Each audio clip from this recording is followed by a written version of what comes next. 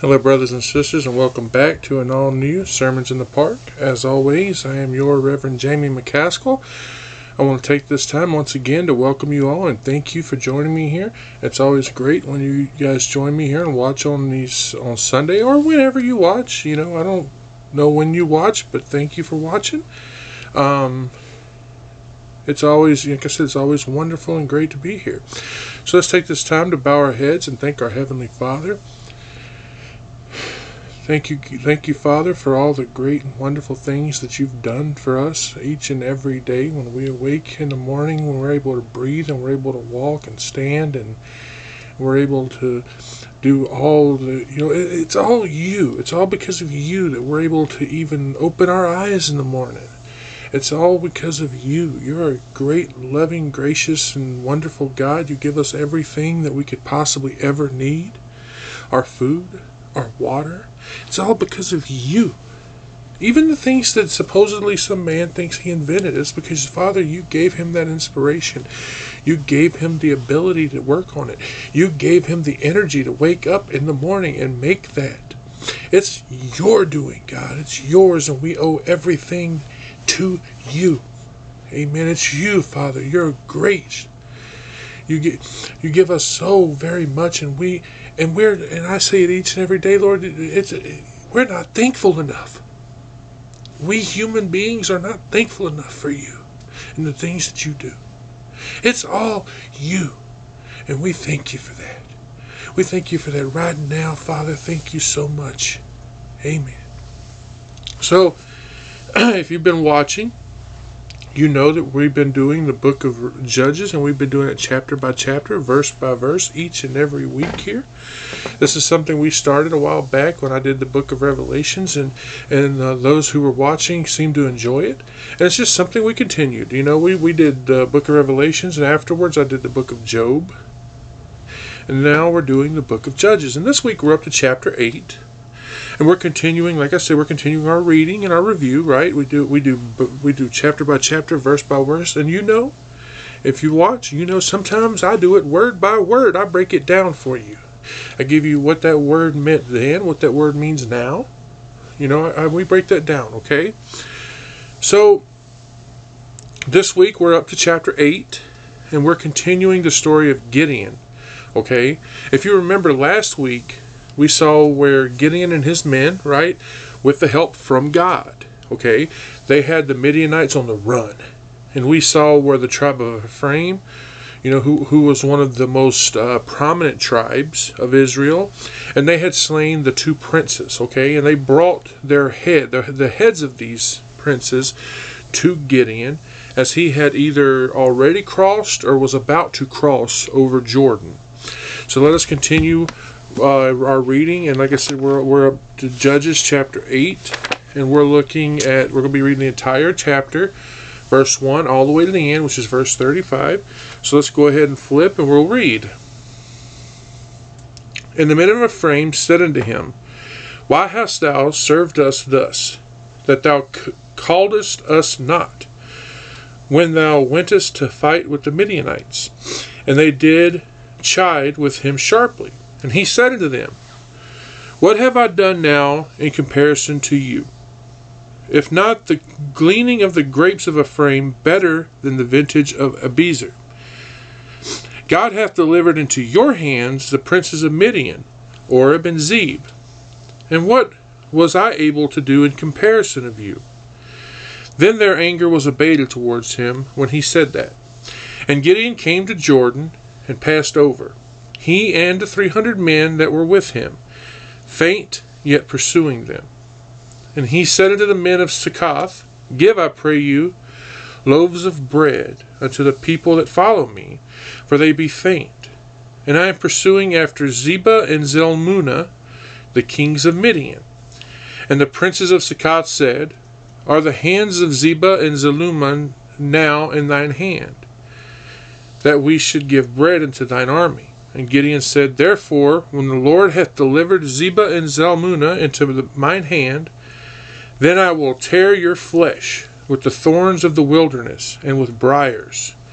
And he went up thence to Penuel, and spake unto them likewise.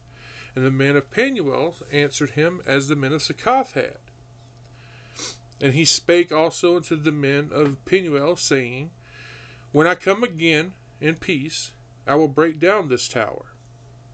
Now Zebah and Zalmunna were in Kekar, and their hosts with them, about 15,000 men. All that were left of all the hosts of the children of the east, for there fell 120,000 men that drew sword.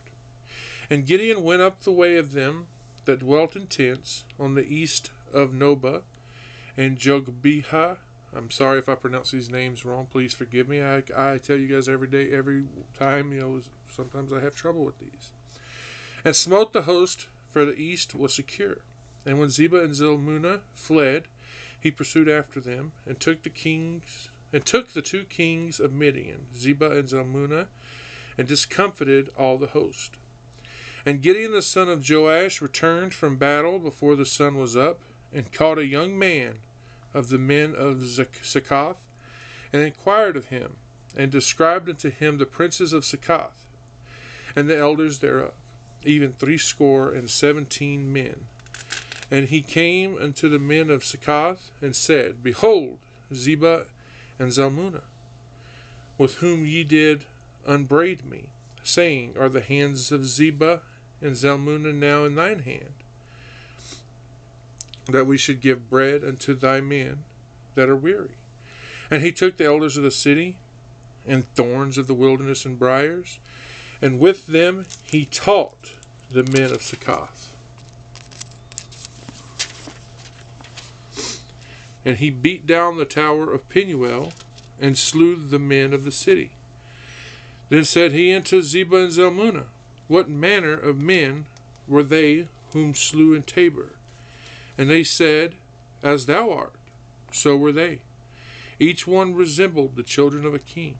And he said, They were my brethren, even the sons of my mother. As the Lord liveth, if ye have saved them alive, I would not slay you. And he said unto Jether his firstborn, Up, and slay them. But the youth drew not his sword, for he feared, because he was yet a youth. Then Zebah and Zalmunna said, Rise thou, and fall upon us, for as the man is, so is his strength. And Gideon arose, and slew Zebah and Zalmunna, and took away the ornaments that were on their camels' necks. Then the men of Israel said unto Gideon, Rule thou over us, both thou and thy sons, and thy sons' sons. For thou hast delivered us from the hand of Midian. And Gideon said unto them, I will not rule over you, neither shall my son rule over you. The Lord shall rule over you. And Gideon said unto them, I would desire a request of you, that ye would give me every man the earring of his prey. For they had golden earrings, because they were Ishmaelites. And they answered, We will willingly give them. And they spread a garment, and did cast them therein, every man the earrings of his prey. And the weight of the golden earrings that he requested were 1,700 shekels of gold, beside the ornaments and collars and purple raiment that was on the kings of Midian, and beside the chains that were about their camels' necks. And Gideon made an ephod thereof, and put it in his city, even in Ophrah, and all Israel went therein a whoring after it, which they became a snare unto Gideon and his house. Thus was Midian subdued before the children of Israel, so that they lifted up their heads no more. And the country was in quietness 40 years in the days of Gideon. And Jerubbaal the son of Joash went and dwelt in his house. And Gideon had 70 sons, and his body begotten, for he had many wives. And his concubine that was in Shechem, she also bare a son, whose name was called Abimelech. Keep that in mind. And Gideon the son of Joash died in good old age, and was buried in the sepulchre of Joash his father, in Ophrah of the Abizrites. And it came to pass, as soon as Gideon was dead, that the children of Israel turned again, and went a-whoring after Balaam, and made Baal-berith their god. And the children of Israel remembered not the Lord their God, who had delivered them out of the hands of all their enemies of every side. Neither showed they kindness to the house of Jerubbaal, namely Gideon, according to all the goodness which he had showed unto Israel. So, if this is your first time joining, what we do here is after we read the entire chapter, we go back and we read the very first verse again. So let's go ahead and look at verse 1. And the men of Ephraim said unto him, Why hast thou served us thus, that thou calledst us not, when thou wentest to fight with the Midianites? And they did chide him sharply. We see right here the mention of that tribe of Ephraim, okay? Now, did you know that at that time the tabernacle of God was actually in the Ephraim's territory? That was because Joshua was one of their descendants, okay? They were so impressed by their own importance that they complained about not being included in the war. Okay? So I want to call your mind back to something. Let's look at Joshua chapter 17 verse 14. Joshua chapter 17 verse 14.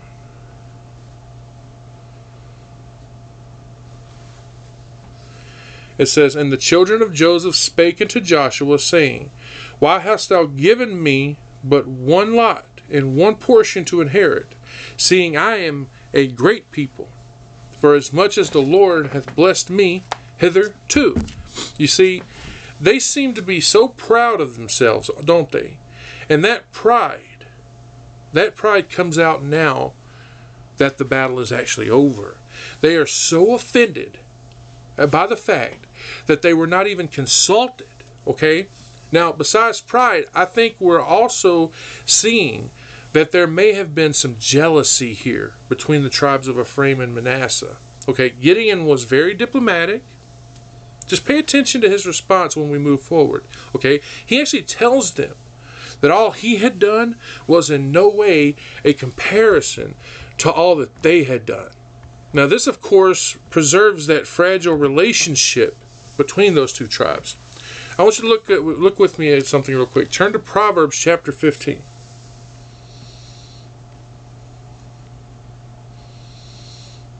And we're going to look at the very first verse in that chapter.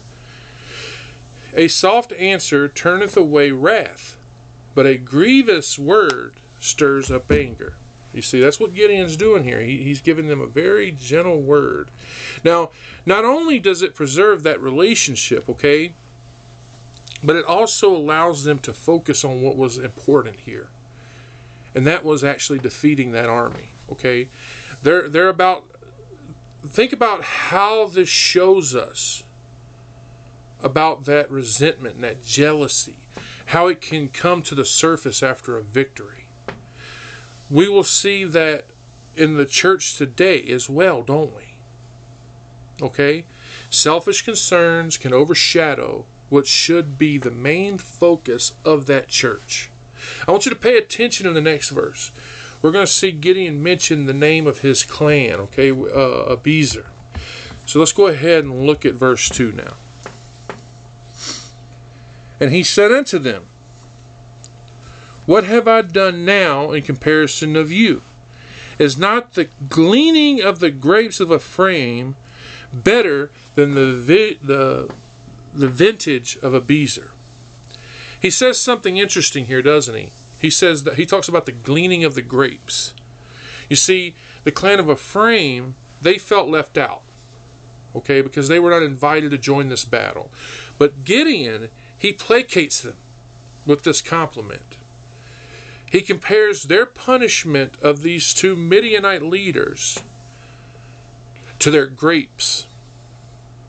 He says that it was a more strategic role, okay, than the vintage of Abiezer, which was more like suicide under Gideon's leadership, wasn't it?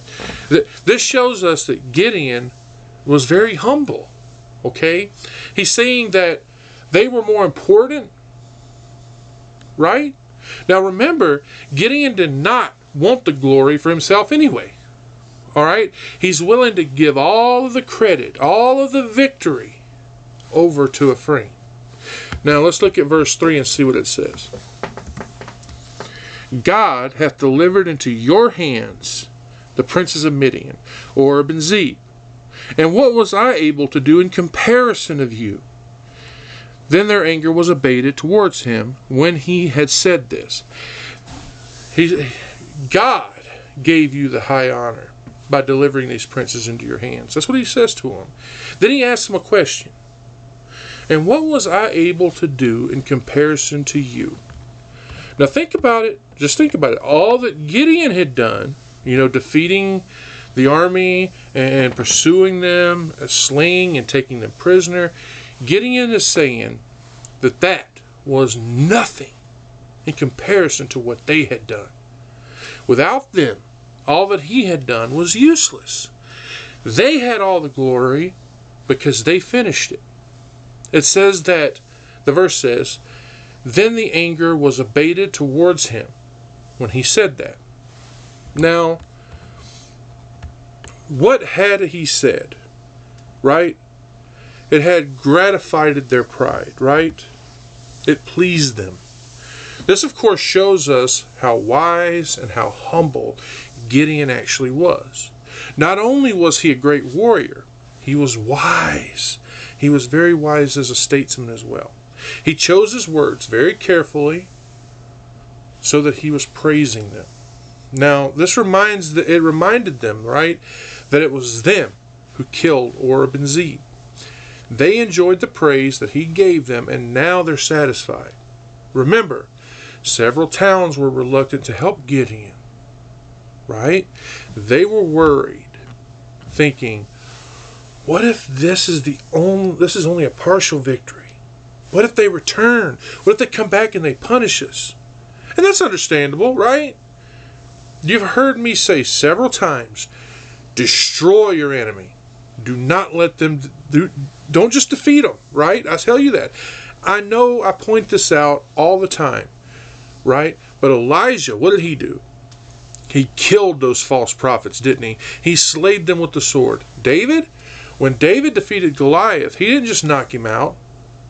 He cut off his head. He made sure that Goliath was dead. Here, we see Gideon pursuing his enemy, making sure that they're completely destroyed.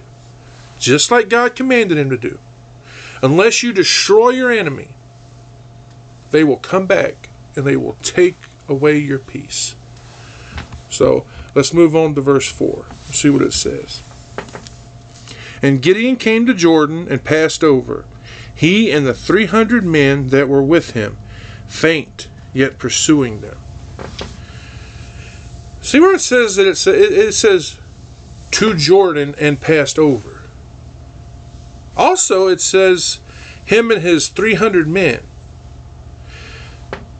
They had defeated the Midianites in that valley and had not lost one man. It says 300. That's all he had. He had defeated them and he had pursued them as they fled. Not one man was lost. Amen. Then the verse says, faint yet pursuing them. They were faint. And this is understandable. They had been up all night, blowing their trumpets, yelling. And then what? They pursued the ones that had fled. I am sure that even though they were tired, they didn't stop. They would have happily continued to pursue. They were excited because they were being delivered. Amen. Now this is being mentioned here is actually taking place before the Ephraimites delivered the heads and had even spoken to Gideon. This is during that pursuit. It's just telling Gideon's side here, okay? So, let's go move on to verse 5. And he said unto the men of Succoth, give, I pray you, loaves of bread unto the people that follow me, for they be faint. And I am pursuing after Zebah and Zalmunna, the kings of Midian. Interesting name here for this place, Succoth. Succoth literally means booths. And the reason it's named this is because these booths had been set up there by Jacom when he had returned from Padan Aram, which we can read about in, let's go ahead and look at this. Genesis chapter 33, verse 17.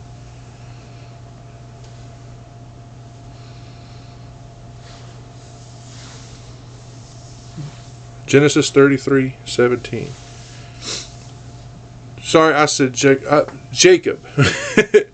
And Jacob journeyed to Succoth and built him a house and made booths for his cattle. Therefore, the name of the place is called Succoth. Also, let's look at Joshua chapter 13, verse 27. It says, "And the valley Beth Haram and Beth Nirah and Succoth and Zephon, the rest of the kingdom of Sihon, king of Heshbon, Jordan and his border, even unto the edge of the sea of Chinnereth, on the other side of Jordan eastward." This, of course, tells us that Succoth, right, is situated in the tribe of Gad. It's sometimes referred to as the Valley of Succoth, which we can read about in Psalms. Let's turn there. Psalm. We're going to look at chapter 60, verse 6. God hath spoken in his holiness, I will rejoice. I have divided Shechem and Mit out of the valley of Succoth. All right, and then also it's also mentioned this way in chapter 108, verse 7.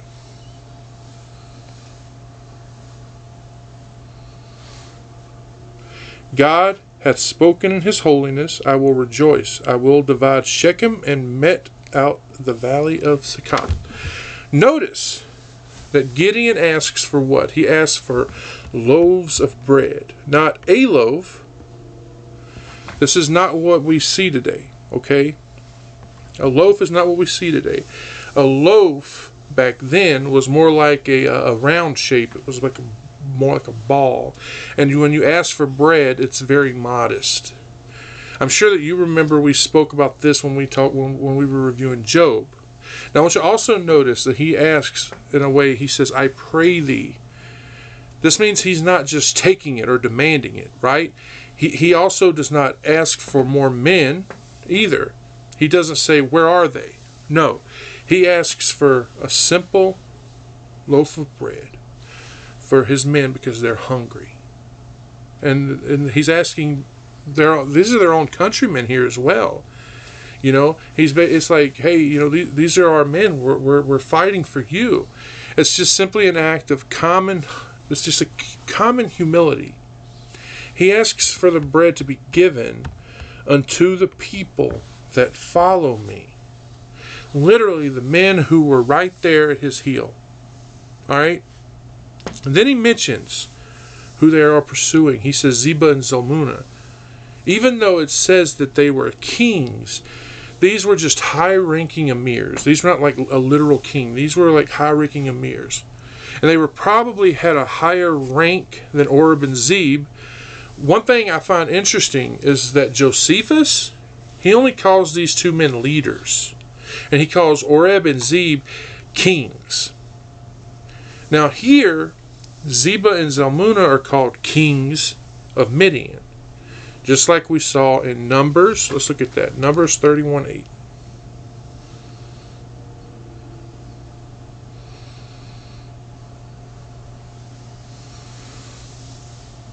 And they slew the kings of Midian. Beside the rest of them they were slain, namely Evi, Rechem, Zur, Hur, and Reba, 5 kings of Midian. Balaam, also the son of Beor, they slew with the sword. Okay? Oreb and Zeb are called Sarim. Just like we saw the Bible call Sisera in Judges 4:2. Anyway, we see that Gideon is only asking for what? The bare essentials. He's asking for bread to keep his men in pursuit of these kings. Also take notice that this is on the east side of Jordan. These men have traveled a very long way and had not eaten anything. Their bodies have got to be very weak here. Okay, so let's move on to verse 6. And the princes of Succoth said, Are the hands of Zebah and Zalmunna now in thine hand, that we should give bread unto this army? The princes here are, of course, just like they're the head magistrates. They're here. They're of course they're here. They're the ones answering Gideon. Now, by the way it reads, we know that they must have spoken to each other, and then one of them answers Gideon. This chosen one here would have said, Are the hands of Zebah and Zalmunna now in thine hands? He's asking if they had taken them prisoner. Okay, the hands suggest this, meaning bound together, like in handcuffs. Now, of course, we know that answer is what? No, right? They then add that we should give bread to thine army. You see, they're afraid.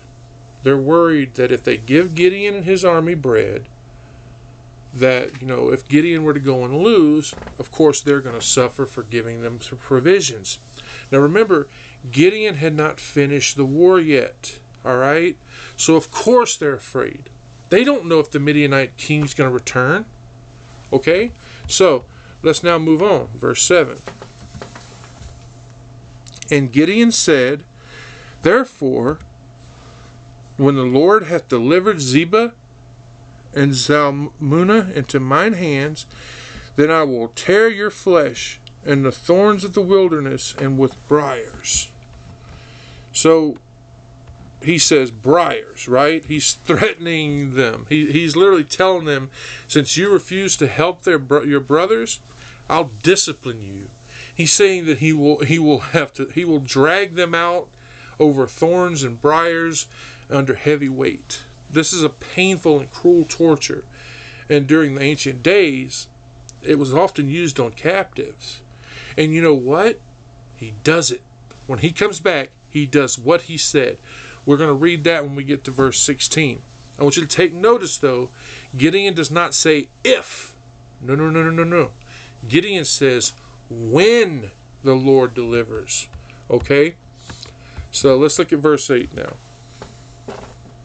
And he went thence to Penuel, and spake unto them likewise. And the men of Penuel answered him and his men of the same way as Succoth had answered them. Okay? Penuel is a place that is not too far from Succoth. And of course, Jacob named this place as well, after the Lord appeared to him face to face in Genesis. Look at that. Genesis 32:30.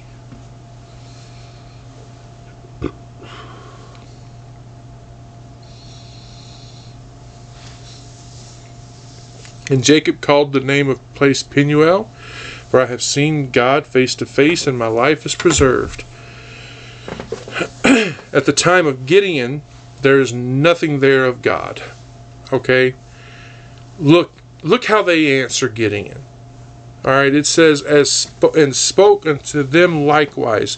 Gideon asked them the same thing that he asked the people of Succoth. He asked for bread. Right? The verse says, and the men of Penuel answered him, and the men of Succoth had answered him. They deny these men a simple request for food. And they do it the same way Succoth had. Now, Gideon's response to the men of Penuel was different than Succoth. So let's read on in verse 9. And he spake also to the men of Penuel, saying, When I come again in peace, I will break down this tower. He's speaking of this tower. This tells me that they must have been very proud of this tower, about its strength and its defensibility. Again, he kept this promise as well. In verse 17, this tower, to my best guess, okay, I can find nothing of it, but to my best guess, this must have been some kind of a lookout post. And Penuel was probably on some strategic place along the Jordan. Take notice, though, that he threatens that tower. This is why I believe that it must have been something that they were very proud of. So let's look at verse 10 now. Now Zebah and Zalmunna were in Karkor, and their hosts were with them, about 15,000 men, all that were left of all the hosts of the children of the east. For there fell 120,000 men that drew the sword. Alright, this place, Karkor. I read where Eusebius and Jerome, they said that there was a castle called Karkuria, which was like, my best guess was a day's journey away from Petra. This castle was a metropolis of called Idumea. Now, I don't know if this is the same place or not, okay? But I felt it was worth mentioning it. This verse says, and their host was with them, about 15,000 men. Again, we see Gideon and his 300 men are outnumbered, but they did not let this stop them. No, no, no. Even though they were tired and hungry, they pursued, they attacked, and they conquered, right? This verse says, and all that were left of the hosts of the children of the east. Again, we see the Arabians mentioned here in that phrase, the children of the east. Okay? So, we know that they, along with the Amalekites, have joined up with the Midianites in this battle. But the way it reads here, it seems that the army is now mostly comprised of these Arabians. Maybe the others had been killed off in the Jezreel Valley, the fords of Jordan. We see the total number here, though. It says, for there fell 120,000 men that drew sword. Now, this does not count the men that were unable to draw a sword, or women, or children either. So we can guess maybe 135,000 fighting men. We know that in the battle before, they lost 120,000 men. That lowers the number down to what? 15,000 men. This was still way more than Gideon had.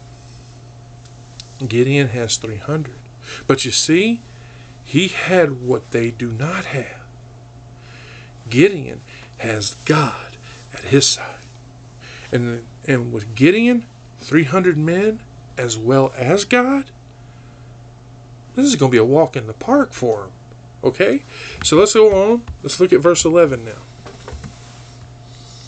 And Gideon went up by the way of them that dwelt in tents on the east of Nobah and Jogbehah, and smote the host, for the host was secure. In reading the Targum, okay, we know that the Arabians and the Nabateans dwelt in tents so that they could feed their flocks, okay? Notice how this reads, though. It seems to say that Gideon did not follow the most direct route. He seems to have went around. He did this to surprise them. He catch them off guard, if you will. It says that he came upon them on the east of Nobah and Jogbehah. Now, the first he would have come upon was the tribe of Manasseh, and the last would have been the tribe of Gad. Both, it seems, were in the confines of their tribes as well. We can see that in Numbers 32:35.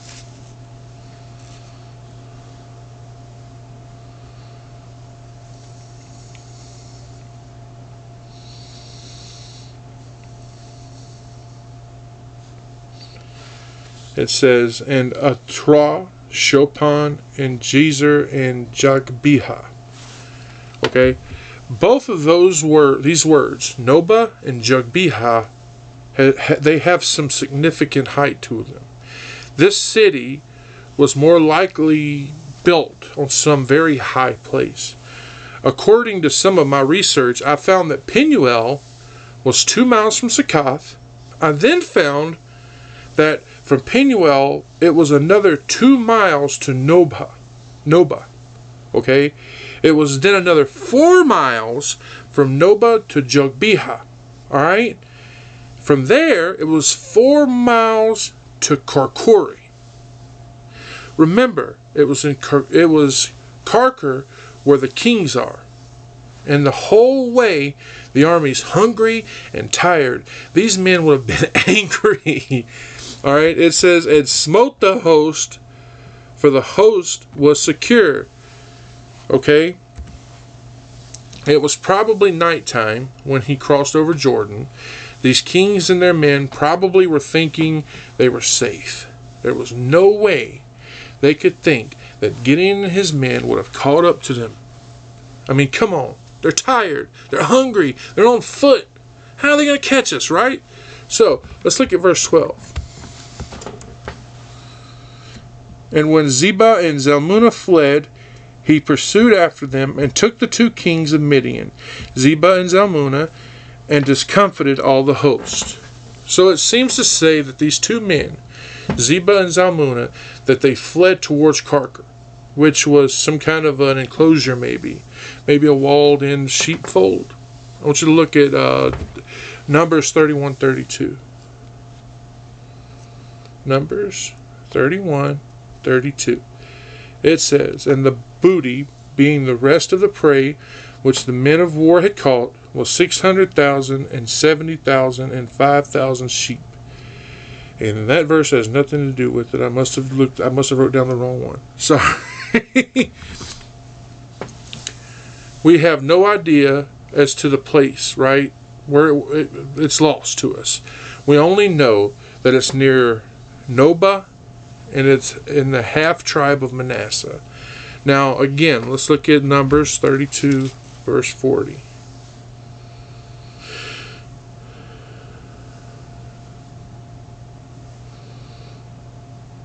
And Moses gave Gilead unto Machir, the son of Manasseh, and he dwelt therein. So, let's look here, backtrack a little bit. Jogbehah was in the tribe of Gad, which we can read about in Numbers 32 as well, verses 34 and 35. And the children of Gad built Dibon, and Atroth, and Aroer, and Atroth, Shophan, and Jazer, and Jogbehah. So Gideon is taking this route so that he can come at them from the east, right? Because he wants to fall on them at night. He wants to surprise them. We know that the 2 kings that are leading the enemy army of Midianites, Gideon, of course, catches them, right? He catches them as they're running away. So let's look at verse 13. What does verse 13 tell us? And Gideon the son of Joash returned from battle before the sun was up. He returns to Penuel and then Succoth, right? They will now be chastised for how they treated their brothers, Gideon's men. And as we see, he came back at night. He surprises them. He terrifies them. So let's move on. Verse 14. What do we see? What do we see? Let's look. He caught a young man of the men of Succoth, and he inquired of him. And he described unto him the princes of Succoth, and the elders thereof, even 70 men. So before he even comes to the city, he sees this young man who obviously belonged to the city, and he caught up with him, right? And he speaks to them about the leaders of the city. He asks questions. Who are they? What are their names? Where do they live? Of course, he answers, and we see the verse says, and he described unto him the princes of Succoth, and the elders thereof, even 77 men. This means that this must have been a big city, right? To have so many leaders. I mean, it's a 77. This young man, he answers Gideon. He gives him the information. He says he wrote it down for him, meaning that he wrote it down. Or maybe he just told Gideon and Gideon wrote it down. Either way, this just shows us how Gideon, how he was, right? And how strict his justice was. He punishes them. He punishes these delinquents. But not the innocent, though. Now remember, not only had Succoth not given bread, they answered in an ill-mannered way. And it was done by what we were told with these princes, right? So let's look at verse 15. What does verse 15 tell us? He came unto the men of Succoth and said, Behold, Zebah and Zalmunna, with whom ye did upbraid me, saying, Are the hands of Zebah and Zalmunna now in thine hands? And we should give bread unto the men that are weary? It says, came unto the men of Succoth. That would be that he entered into the city, he walked in, and he spoke to the inhabitants. It says, and he said, excuse me, and he said, Behold, Zebah and Zalmunna, with whom ye did upbraid me. They were not in his hands, and they never will be. His 300 men were not an equal match to 15,000, but he did take them, and he brought them with him. Maybe he had spared them, so that these men would see that he had them. So he called out to them to see them. He wanted them to see with their own eyes, because remember, they jeered at him. The verse continues on, saying, Are the hands of Zebah and Zalmunna now in thine hands, that we should give bread unto the men that are weary? I love how he does it. Excuse me. This shows us that he remembered what they said, because this is what they said to him. Of course, notice how he adds that his men were weary at the time. This is a way of exposing how vile they were, how ungrateful they were. Remember, he asked for the very least thing, just a few loaves of bread so that his men could eat, because they were faint and weary. But like I said, this shows us that he brought them back with him. Right? He wanted to show Succoth, look, I caught them. These men of Succoth were most likely the elders. He shows them this as a way of saying, you're going to be punished. Right? What does verse 16 say? Let's look. And he took the elders of the city, and thorns of the wilderness, and briars, and with them he taught the men of Succoth. This is all of them, right? Every single one of them, especially the ones that he held most guilty. He brought them to somewhere so that they could be made a public spectacle. It says, and thorns and wilderness the briars.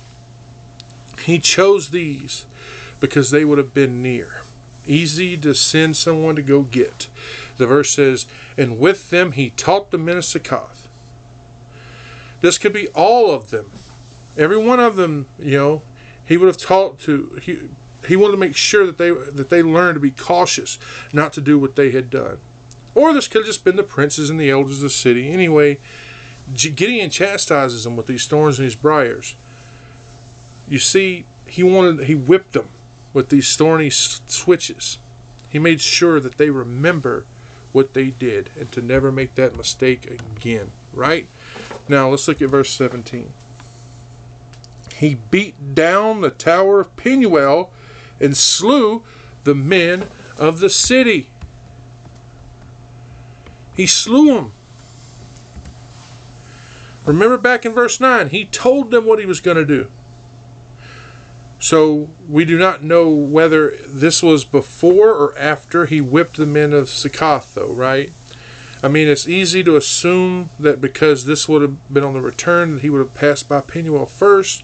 But still, we see that he did demolish that tower that they trusted so much. It then says, and he slew the men of the city. It's safe to assume that he did it because, they would have tried to stop him, okay? They would have seen him coming. There was probably this big fight that broke out, and he had to. Maybe they saw him coming, like I said, and they moved out to keep him from even coming close to it. And he just had to kill him. I mean, it's not important, because all we have to know is that he did exactly what he said he was going to do. And he killed them, and he demolished that tower. And this is exactly what he had told them he was going to do. He tore that tower down, right? So now let's move on to verse 18 and see what that says. Then said he unto Zebah and Zalmunna, What manner of men were they whom ye slew in Tabor? And they answered, And as thou art, so were they. Each one resembled the children of a king. This did not happen in Penuel or Succoth. He probably brought them all the way back to his own city of Ophrah. And he asks them what? It says, What manner of men were them whom ye slew in Tabor? Tabor meaning Mount Tabor, right? Because that is where they had hid in those caves and in those dens that we saw back in chapter 6. These kings had taken them and killed them. Gideon seems to have known about it, and he asks them this question. Notice their answer. It says, And they answered, As thou art, so were they. They had the same look. They had the same stature. They were able-bodied. Okay? It then says, Each one resembled the children of a king. They had the same lovely aspect. Okay? They resembled the children of a king. They had a delicate look about them. But we do see that they all looked like Gideon. Also, if you look at the word at that word Misna, you will see where it actually says that all of the children of Israel were descended from kings. The reason we're reading this right here is because these two men had killed Gideon's brothers. They're trying to explain to Gideon that his brothers looked like princes to them, and they were afraid of them, and that is why they killed them. Now, notice as we read on, Gideon does not accept that excuse. Now, let's look at verse 19, because it's very interesting. It says, And he said, They were my brethren, even the sons of my mother. As the Lord liveth, if ye had saved them alive, I would not slay you. It says they were his brothers by his mother, but not by his father. It says the sons of my mother. This is said as a way to make it clear that they were his brothers, not just his brethren. Okay? And like you're my brethren, okay? This is different. This is his brothers. This is in the strictest sense, because these were his mother's children. Gideon continues on and says, As the Lord liveth, if ye had saved them alive, I would not slay you. These are not Canaanites. Okay? Gideon is not required by the law of God to kill them. Since they were prisoners of war and surrendered, Gideon should keep them alive. But you see, these are murderers. They had killed Israelites in cold blood. And because of that, they deserved to die. The people that they had killed were Gideon's brothers. This makes Gideon the avenger of blood. And he put them to death. Now, do not get me wrong. Gideon was not cruel. Okay? He told them here that if they had not killed his brothers, he would have let them live. But they did, didn't they? As we read on, I want you to notice, Gideon asks a child, a boy, his firstborn son. His name is Jether. He asks him to kill the two kings. This is done as a way of insulting them. We also see that Jether's fear keeps him from becoming the kind of man like his father. He was not a man of violence. He's not a brute. Okay? So let's move on. Let's look at verse 20.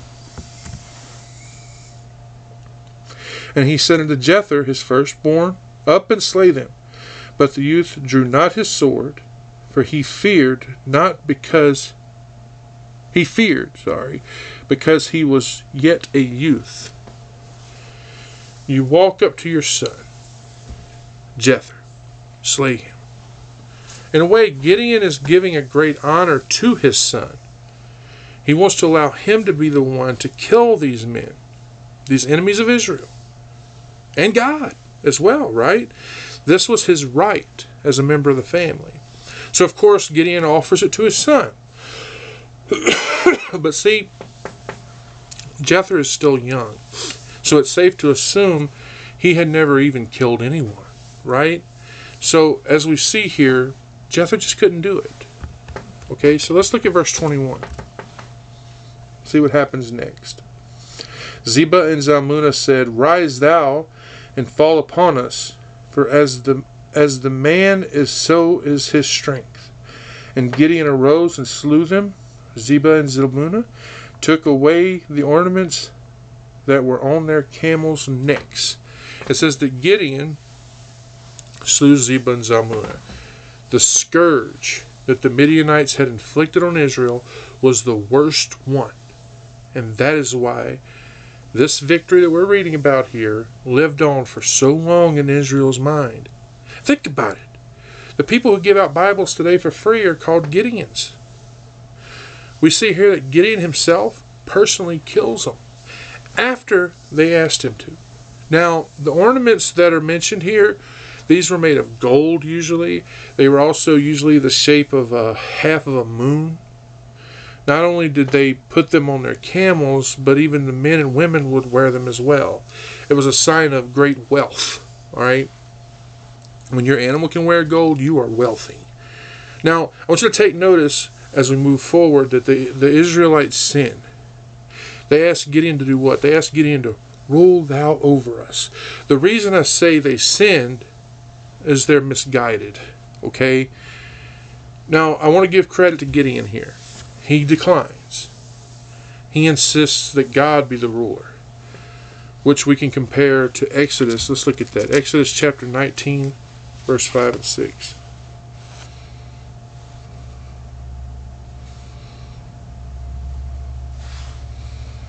Now therefore, if you will obey my voice indeed, and keep my covenant, then ye shall be a peculiar treasure unto me above all people, for all the earth is mine.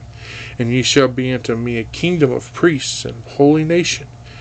These are the words which thou shalt speak unto the children of Israel. Give me a moment, I'm going to take a drink.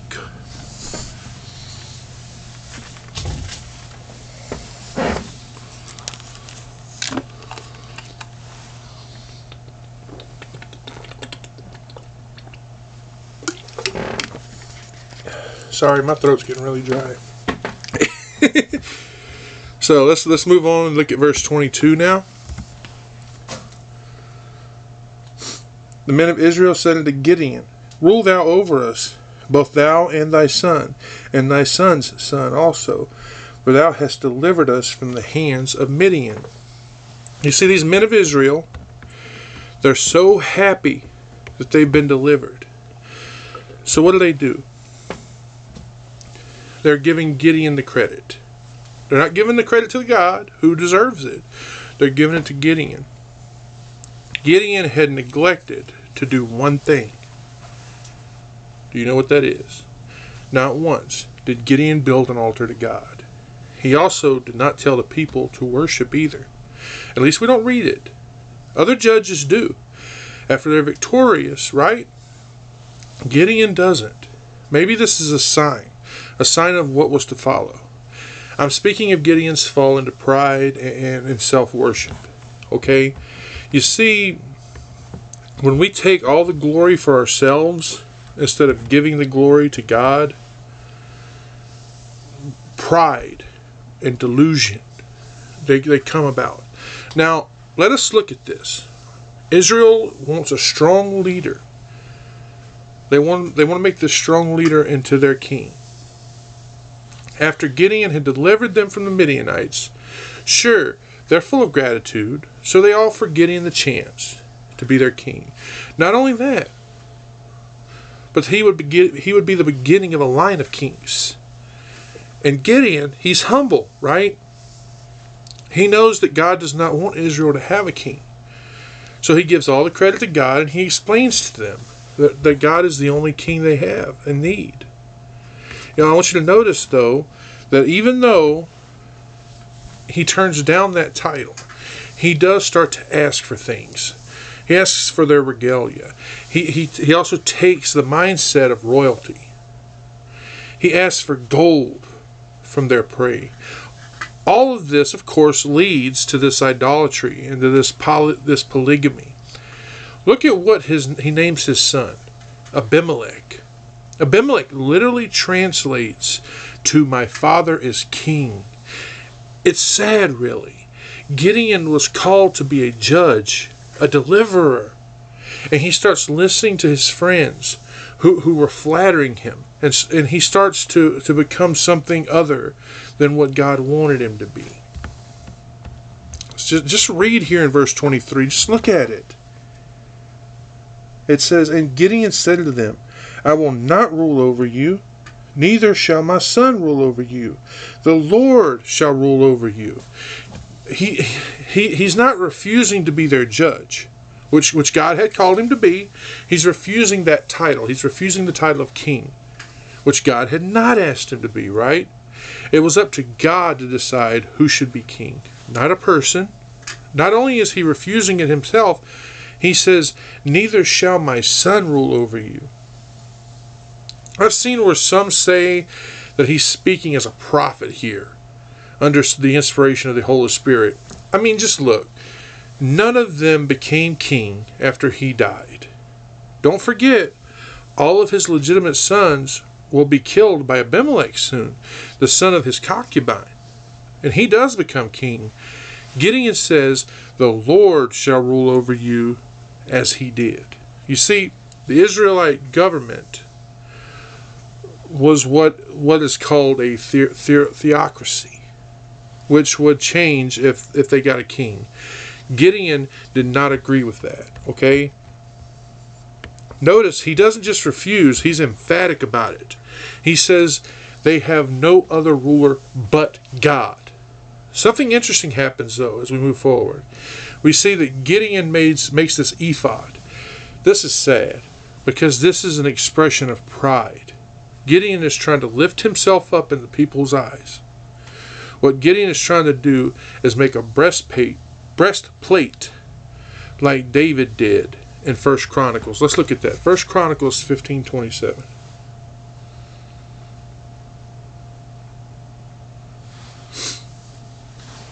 "And David was clothed with a robe of fine linen. All the Levites that bear the ark, and the singers of Sheninnah, the master of the song with the singers, David also had upon him an ephod of linen." This is a way of indicating civil rule, not a priestly one. I do not think that he intended for it to be set up as an idol, but just a symbol of his power. We know that he did not mean evil by looking at the subduing of Midian.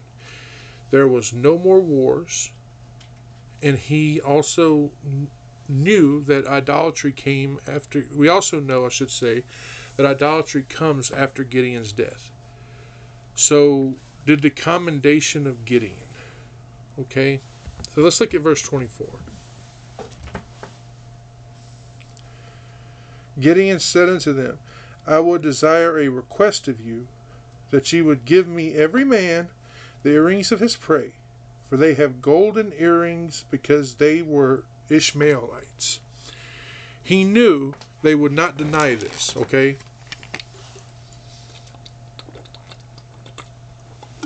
How did he know this? Because they offered him to be king, right? They offered him a crown. So he makes just a request. He says, "That you would give me every man the earrings of his prey." He wants the earrings of the prey. Every man would have had the earrings, so he wants one from all of them. The verse says, "For they had golden earrings, because they were Ishmaelites." Notice that it's speaking of the Midianites and the Ishmaelites at the same time.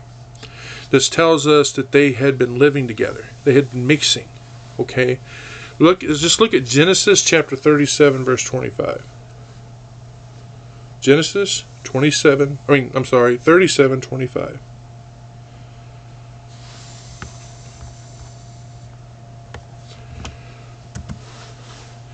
And they sat down to eat bread, and they lifted up their eyes and looked, and behold, the company of Ishmaelites came from Gilead with their camels bearing spicery and balm and myrrh, going to carry it down to Egypt.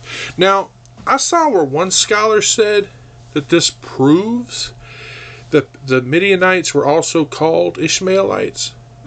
Now, he said that they were the sons of Keturah, and Keturah was Hagar, who we know was the mother of Ishmael. Now, the Targum called the Arabians, and as we know, the Arabians they wore earrings like the men of the East did. We see this also in Genesis 35:4. But Pliny himself said that it was ornamental for men to wear gold in their ears. And we saw that also in Genesis 37:24 and 28. The Ishmaelites were descendants of Ishmael, who was the son of Abraham through the servant, right? We know that. They were very carnal. They were the descendants of Isaac. You know, they were more spiritual. Ever since this happened, the flesh and the spirit have been at war, right? The Ishmaelites have been adorning themselves with gold and jewelry, like necklaces and earrings. These earrings would have been worth a lot of money, okay? So let's move on and look at verse 25 now. And they answered, we will willingly give them. And they spread a garment and did cast therein every man the earrings of his prey. Now see where it says, we will willingly give.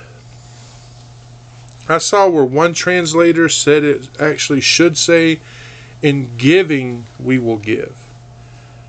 It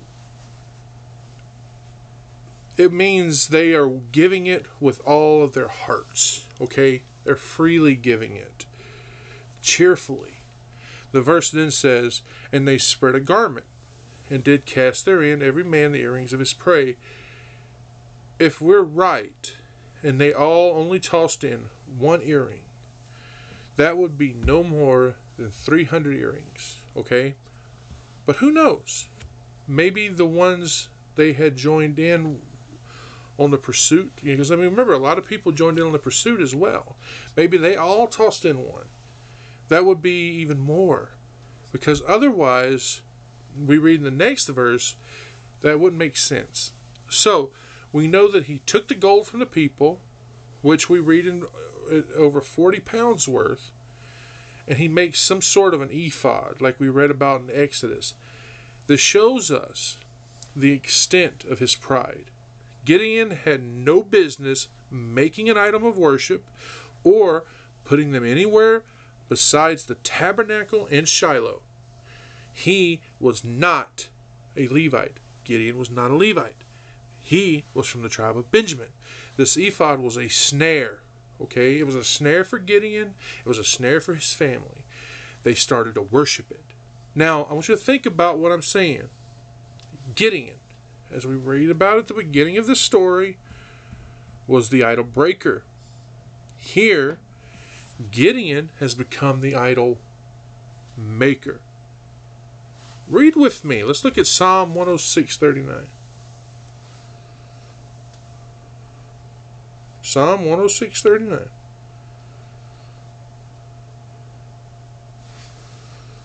Thus were they defiled with their own works, and went a whoring with their own inventions. Okay? So, verse 26 now. What does it say? And the weight of the golden earrings that he requested was 1,700 shekels of gold, beside the ornaments and collars and purple raiment that was on the kings of Midian, and beside the chains that were on their camels' necks. Now, I was reading that Moedinus figured that all to be about 850 ounces. With my calculations, that comes to 53 pounds. Think about the look of what it says, though. It says, beside ornaments These ornaments we saw mentioned in verse 21. They are all on the camels' necks, because this is the same word used there. Then it says, and collars. The Targum renders that word as crown. And I read where Ben Melech says that in the Arabic, this word means clear crystal. But also, two other scholars said that this is talking about Gideon vessels where they would have carried incense. So these are probably just some smelling bottles, okay? The verse then says, and purple raiment. That was on the kings of Midian. Purple, as I'm pretty sure you know, was a color that was only worn back then by kings. It goes on to say, and besides the chains that were about the camels' necks. The chains, it says, this tells us it was different than the ornaments because it was another word. So, with it saying besides the ornaments and collars and purple raiment, these were probably something that was his share, okay? Because he was a general.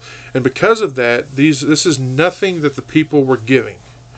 So they all gave him these earrings, and it came to about 850 ounces or 53 pounds. And these were in addition to these other things, right? Now, let's continue on. We're on to verse 27 now. And Gideon made an ephod thereof, and put it in his city, even in Ophrah, and all Israel went thither a-whoring after it, which thing became a snare unto Gideon and his house. Now, the nature and the form that this ephod took is never mentioned. I like to think that Gideon wanted this ephod to be a way that Israel would know the will of God, like what we read in Exodus 28:30. Let's look at it.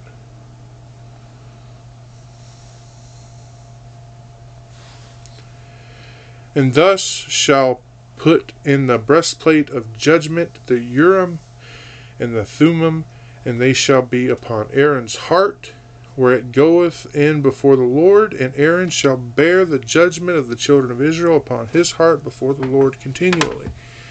Also Leviticus 8:8.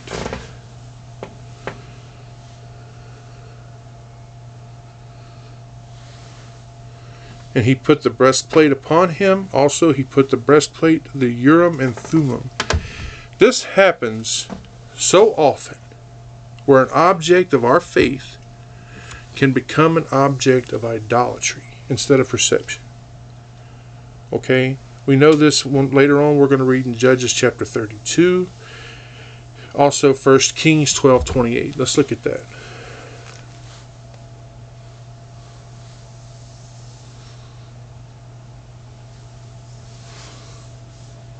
Whereupon the king took counsel and made 2 calves of gold, and said unto them, It is too much for you to go up to Jerusalem. Behold thy gods, O Israel, which brought thee up out of the land of Egypt. Do you know what an ephod is? I don't think I've talked about this, so I'll tell you now. It's a garment that the high priest would wear. It's something kind of like a vest. It was a very sacred garment that was only to be worn by the high priest. It was also to never leave the tabernacle. It was part of the garment that the high priest wore when God spoke to him through the Urim and Thummim, which are 2 stones.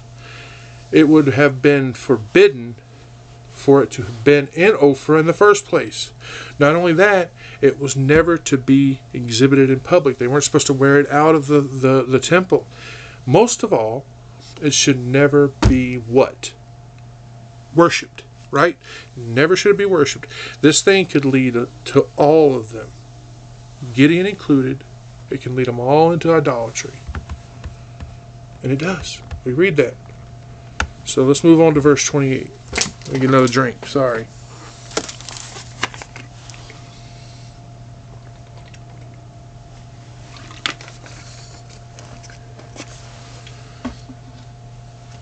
Thus was Midian subdued before the children of Israel, so that they lifted up their heads no more, and the country was in quietness for 40 years in the days of Gideon. Gideon had broken their power over Israel, the Midianites. He delivered Israel out of their hands. We read in this verse where it says, so they lifted up their heads no more. They never insulted them. They never invaded them. They could not recover from this blow that they had received. Also notice that we never read about them ever again. The verse goes on, and the country was in quietness for 40 years in the days of Gideon. That being the land of Canaan, right? It was free from war with the Midianites or any other people for that matter. They enjoyed peace. They enjoyed tranquility. They rested for 40 years. This was probably the rest of Gideon's life. You see, God keeps his word. While Gideon was alive for 40 years, there was peace in Israel. Midian, it seems, gave them no more trouble. They had been defeated. So let's move on to verse 29 here.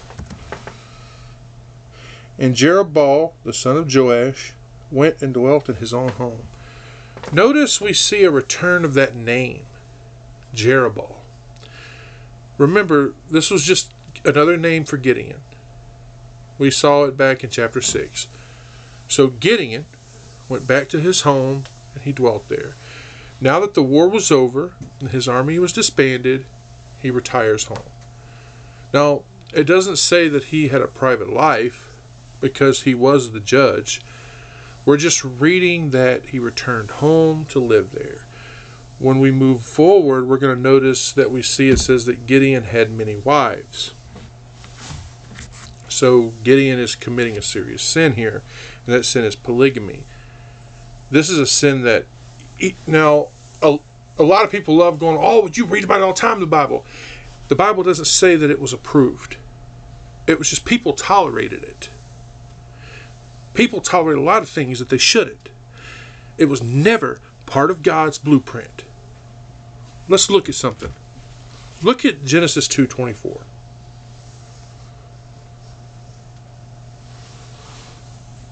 And the rib which the Lord God had taken from the man made he a woman, and brought her unto the man. One man, one woman.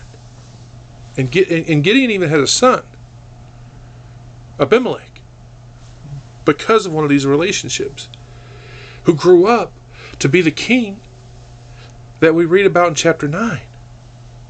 Polygamy always results in trouble. Look at Ishmael. Look here at Abimelech. Always.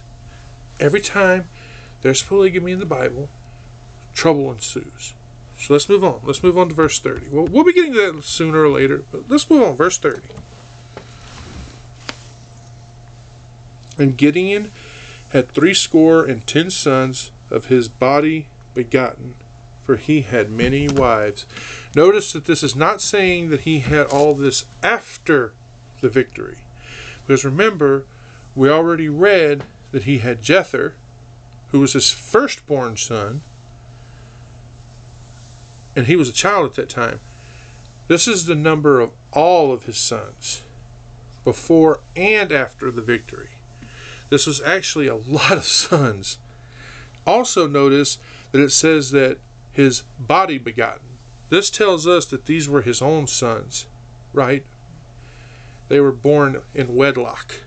These are not children that he had adopted along the way, or that he married this woman and they had children. These are his own sons. The verse says, "For he had many wives." This was not agreeable to God's law. It was just it was customary. People agreed with it, even with a good man, and was kind of allowed. People just allowed it, and it shouldn't have been allowed, but it was. But God did not bless this. It's the reason that he had many sons. Look at the number. The brothers and sisters, 70. Gideon had 70 sons. He was judge over Israel for 40 years. All those spoils made him very rich. He was a rich man with many wives. Okay? Let's reread verse 31 again. And his concubine that was in Shechem, she also bare him a son, whose name he called Abimelech. Abimelech, who was the ruler of Shechem during this period, we read that he was the son of Gideon by a concubine who lived in Shechem. You will see when we read on in chapter 9 that Abimelech tried to become king and actually managed to reign for at least 3 years in Shechem. He kills the other sons of Gideon, all 70 of them, so that he could eliminate his rivals, who could have been successors to their father.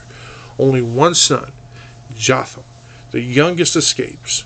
You will see as we read how he finally killed when he got too close to the city, and a woman drops a millstone on his head.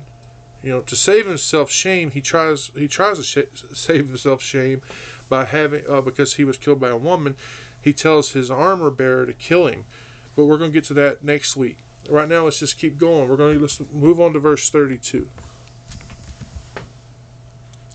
And Gideon the son of Joash died in a good old age, and was buried in the sepulchre of Joash his father in Ophrah of the Abiezrites. Gideon lived a very long life. He had a large family. He had many sons. He had a lot of wealth. He had a lot of credit and esteem with his people, and he was in favor of God. This verse tells us, and was buried in the sepulchre of Joash his father in Ophrah of the Abiezrites. Remember, this was the tribe of Manasseh, and it belonged to the Abiezrites. This is where his father lived. He had a family vault there, and this is where he was interred. He was buried there. His story began there, and this is where it ended. And he was remembered for many, many wonderful things. Okay? So, let's move on. Verse 33 now. And it came to pass, as soon as Gideon was dead, the children of Israel turned again, and went to whoring after Baalim, and made Baal-berith their god. Boy, how quickly they forget. They turned their backs on God. They turned from that pure worship of the one true God, and they turned back to idolatry. Look what it says, and went a whoring after Baalim, back to that false god of the Canaanites. Remember, there are more than one Baals of other nations. These gods, for lack of a better word, were many, and they served. Right? This is a spiritual whoredom. This is idolatry. Particularly, the verse says, and made Baal-berith their god. This name literally means the Lord of the covenant. Imagine that. That's probably from some covenant that they made with this particular God, how they promised to maintain his worship. Or maybe he was the God of judges, of all the covenants and promises. We don't know. All we know is that the Greeks and the Romans had gods like this. Notice, we go on. That is the same story for every judge. The people are relatively faithful to God as long as that judge is alive, but the minute that he or she passes, they go right back to these false gods. They follow the ways of the world, which is why we're commanded to not be a part of the world. Yes, we live in this world, and as long as we are in the flesh, we live in this world, but we're not to be partakers of the world and its ugliness. The sad part about the story of Gideon is this: despite all that he did, he had not made a permanent spiritual difference in Israel. Yes, his story is inspiring. Do not get me wrong. But his small concessions to evil disgraced him, his family, his people, and Yahweh. Let's move on to verse 34 again. And the children of Israel remembered not the Lord their God, who had delivered them out of the hands of all of their enemies on every side. Do you see where it says that? It says, remembered not the Lord their God. In the Targum, it literally says the worship of the Lord their God. They forgot him. They forsook him. This shows how ungrateful they were. It says of God, who had delivered them out of the hands of their enemies on every side. Their enemies, not only the Midianites, all of them, all the nations that surrounded them, Edom, Moab, Ammon, any of the others. Notice, none of them were oppressing them right now. This is happening because, you see, while things are going good, they forgot. Many of us do that. While things are going good and the Lord is blessing us, we forget. They forgot that God took 300 men and defeated 134,000. How can you forget something like that? And it was only 40 years. 40 years. And they forgot. That simple. That fast. They forgot. Let's look at verse 35. It's the last verse in this chapter. It says, neither showed they kindness to the house of Jerubbaal, namely Gideon, according to all the goodness which he had showed unto Israel. That's an understatement to say that they showed his house no kindness. They were unkind. They were cruel. They slay his 70 sons in the next chapter. Look where it says, according to all the goodness which he showed unto Israel. Gideon had exposed himself to every kind of danger that just for these people. He delivered them out of the hands of Midian. He gave them justice. He protected them in their civil and their religious levity. He left them in peace. Gideon, through the power of God, led them to victory. He delivered them from bondage. They forgot. They forgot that before God and Gideon led them against their enemies, they did not have enough to eat. Not only had they forgotten God, they forgot Gideon and his family. And like I said, you're going to see next week, they killed his sons. And they did it happily. Anyway, thank you for joining me here today. I pray that the Lord blesses you and keeps you. I pray that you have everything that you need. And I hope to see you here next week. So thank you all. May God bless you and keep you. And I'll see you all here next week for an all-new Sermons in the Park. Thank you. Love each and every one of you.